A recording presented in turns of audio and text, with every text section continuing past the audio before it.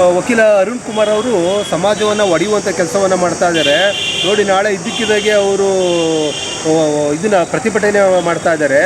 ಒಳ ಮೀಸಲಾತಿ ವಿಚಾರದಲ್ಲಿ ಮಾನ್ಯ ಮುಖ್ಯಮಂತ್ರಿಗಳು ಮತ್ತು ಮಾನ್ಯ ಸಚಿವರಾದಂಥ ಎಚ್ ಸಿ ಮಹದೇವಪ್ಪ ಅವರು, ಪರಮೇಶ್ವರ್ ಅವರು, ಕೆ ಎಚ್ ಮುನಿಯಪ್ಪ ಅವರು ಎಲ್ಲವೂ ಕೂಡ ಒಟ್ಟಿಗೆ ಸೇರಿ ಒಂದು ಚರ್ಚೆಯನ್ನು ಮಾಡಿದ್ದಾರೆ. ಮುಂದಿನ ದಿನಗಳಲ್ಲಿ ಎರಡು ಸಮುದಾಯವೂ ಕೂಡ ಒಂದು ಸೌಹಾರ್ದಯುತವಾದಂಥ ವಾತಾವರಣ ನಿರ್ಮಾಣ ಮಾಡಬೇಕು ಅಂತೇಳಿ ಅವರು ಈಗ ಆಲ್ರೆಡಿ ಚರ್ಚೆಯನ್ನು ಪ್ರಾರಂಭ ಮಾಡಿದ್ದಾರೆ. ಆದರೆ ವಕೀಲ ಅರುಣ್ ಕುಮಾರ್ ಅವರು ಚುನಾವಣೆ ಪರ್ಪಸ್ಗೋಸ್ಕರನೇ ಚುನಾವಣೆಯಲ್ಲಿ ಸ್ಪರ್ಧೆ ಮಾಡುವ ಒಂದು ದುರಾಲೋಚನೆಯಿಂದ ಈ ಒಂದು ಮನುವಾದಿಗಳ ಒಂದು ಕುಮ್ಮಕ್ಕಿನಿಂದ, ಬಿ ಜೆ ಪಿಯವರ ಒಂದು ಕುಮ್ಮಕ್ಕಿನಿಂದ ಸಮಾಜವನ್ನು ಒಡೆಯುವಂಥ ಕೆಲಸಕ್ಕೆ ಅವರು ಕೈ ಹಾಕಿದ್ದಾರೆ.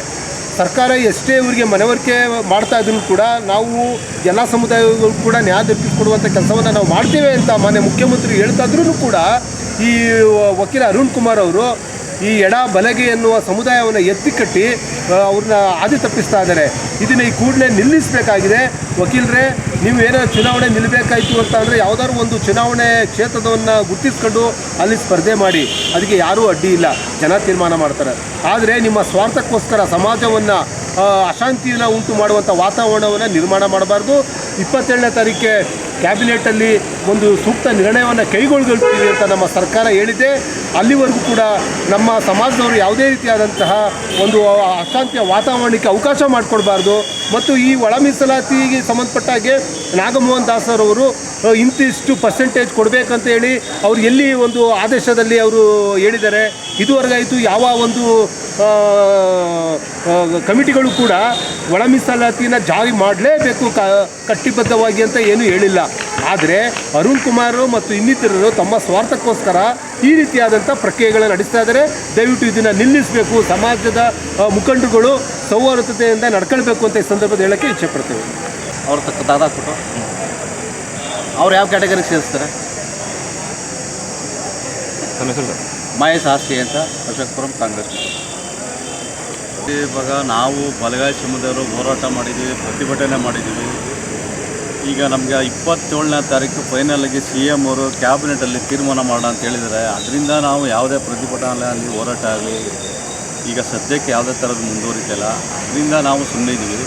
27ಕ್ಕೆ ಕ್ಯಾಬಿನೆಟ್ ಆದಮೇಲೆ ಏನು ಆಗುವಗಳು ನೋಡ್ಕೊಂಡು ಏನು ತೀರ್ಮಾನ ಮಾಡ್ತಾರೋ ಅದ್ರ ಬಗ್ಗೆ ನಾವು ಮುಂದಿನ ಆಲೋಚನೆ ಮಾಡಿ ಹೋರಾಟ ಮಾಡ್ತೀವಿ ಅಂತ ಈ ಸಂದರ್ಭದಲ್ಲಿ ಹೇಳ್ತೀವಿ. ಸರ್, ಒಳ ಮೀಸಲಾತಿ ಮಾಡಿದ್ರಿ ಸರ್?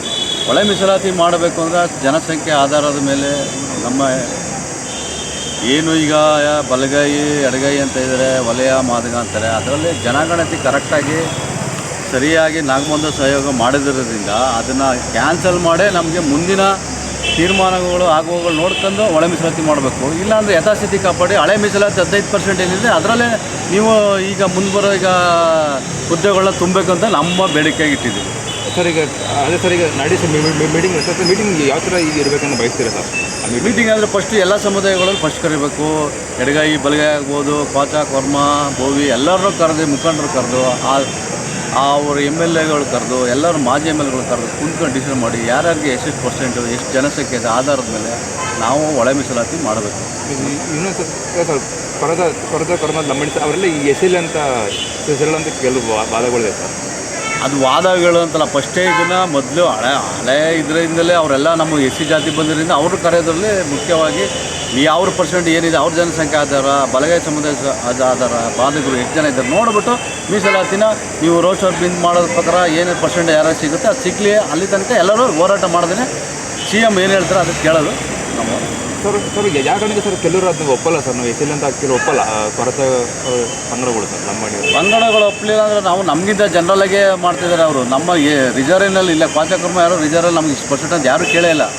ಕೇಳ್ತಿರೋದೇ ಎಡಗೈ ಬಲಗೈವ್ರು ಮಾತ್ರ. ನಾವು ಜಾಸ್ತಿ ಇದ್ದೀವಿ, ನಮ್ಗೆ ಜಾಸ್ತಿ ಕೊಡಿ, ನಾವು ಜಾಸ್ತಿ ಇದ್ದೀವಿ, ನಮಗೆ ಜಾಸ್ತಿ ಕೊಡಿ, ನಾವು ಅವ್ರಿಗಿಂತ ಜಾಸ್ತಿ 2 ಲಕ್ಷ 3 ಲಕ್ಷ ಇದ್ದೀವಿ, ನಮ್ಗೆ 1% ಜಾಸ್ತಿ ಕೊಡಿ.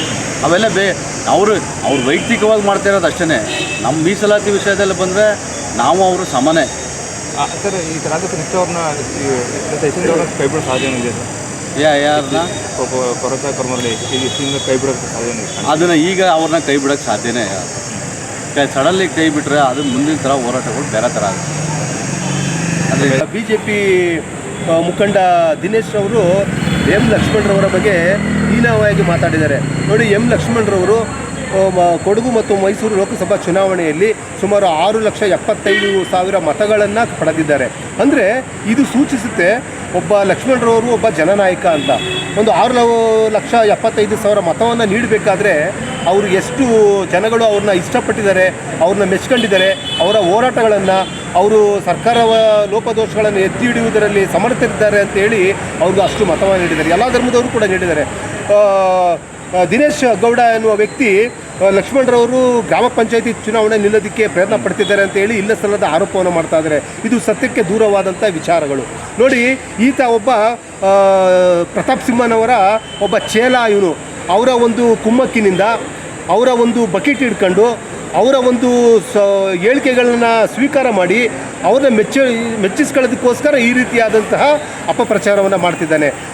ನೀನು ದಿನೇಶ್ ಗೌಡ, ನಿನಗೇನಾದರೂ ಕೂಡ ನಿನಗೆ ನಿಜವಾದಂಥ ರಾಜಕೀಯದಲ್ಲಿ ಸೇವೆ ಮಾಡಬೇಕು, ಜನಪರವಾದ ಸೇವೆ ಮಾಡಬೇಕು, ಜನ ಕಲ್ಯಾಣಕ್ಕೆ ನಾವು ತೊಡಗಿಸ್ಕೊಳ್ಬೇಕನ್ನೋ ಭಾವನೆ ಇತ್ತು ಅಂತ ಅಂದರೆ ನೀನು ಈ ರೀತಿಯಾದಂತಹ ಒಬ್ಬ ವ್ಯಕ್ತಿ ಬಗ್ಗೆ, ಯಾವುದೇ ಒಬ್ಬ ರಾಜಕೀಯ ವ್ಯಕ್ತಿ ಬಗ್ಗೆ ಹೀನವಾಗಿ ಮಾತಾಡೋದನ್ನ ಬಿಡಬೇಕು. ಸತ್ಯಕ್ಕೆ ದೂರವಾದಂಥ ಹೇಳಿಕೆಗಳನ್ನ ನೀಡಬಾರ್ದು.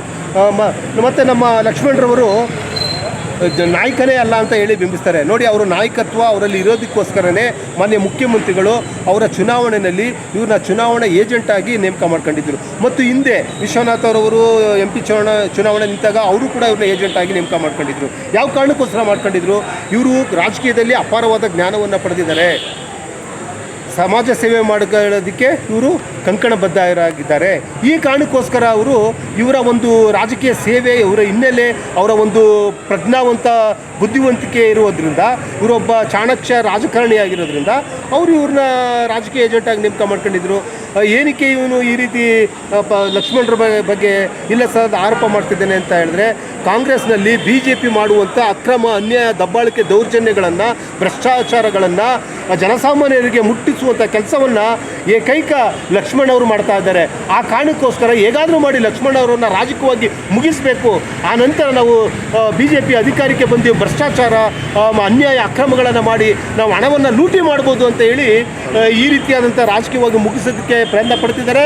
ದಿನೇಶ್ ಗೌಡ, ಈ ರೀತಿಯಾದಂಥ ಮುಂದಿನ ದಿನಗಳಲ್ಲಿ ಲಕ್ಷ್ಮಣರವ್ರಿಗೆ ಕೀಳರಿಮೆಯಿಂದ ಮಾತಾಡಿದ್ರೆ ನಿನ್ನ ವಿರುದ್ಧ ನಾವು ಉಗ್ರವಾದ ಹೋರಾಟವನ್ನು ಮಾಡ್ತೇವೆ, ನೀನು ಇರುವ ಜಾಗಕ್ಕೆ ಬಂದು ನಿನಗೆ ಮಸಿ ಬಳಿಯುವಂಥ ಕೆಲಸವನ್ನು ಮಾಡ್ತೇವೆ ಅಂತ ಈ ಸಂದರ್ಭದಲ್ಲಿ ಎಚ್ಚರಿಸಲಿಕ್ಕೆ ಇಷ್ಟಪಡ್ತೇವೆ. ಮೈಸೂರು ನಗರ ಕಾಂಗ್ರೆಸ್ ವಕ್ತಾರ ಎಸ್ ರಾಜೇಶ್, ಅಧ್ಯಕ್ಷರು. ಫಸ್ಟ್ ಹೇಳಿ ಹೆಸರು. ರಾಜೇಶ್, ದಲಿತ ಮಹಾಸಭಾ ಅಧ್ಯಕ್ಷರು, ಮೈಸೂರು.